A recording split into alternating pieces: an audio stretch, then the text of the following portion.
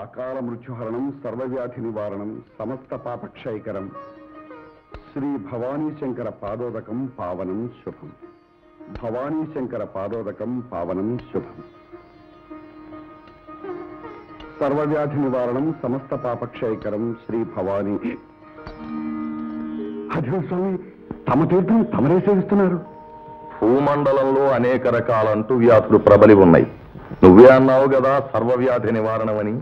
ఎందుకైనా మంచిదని పుచ్చుకున్నాను. అలా అయితే దీంతోనే వద్దు సాంబయ్య. తీర్థానికైనా ప్రసాదానికైనా మితమే ఉండాలి. అమితమైతే అది అమృతమైన విషమే అవుతుంది. విషమైనా తమకు అమృతంతో సమానమే కదా స్వామి. అసాధ్యుడివయ్యా సాంబయ్య. ఏం అసాధ్యం లేండి స్వామి. అసలు ఏం జరిగిందో తెలుసా స్వామి? ఏమైందయ్యా?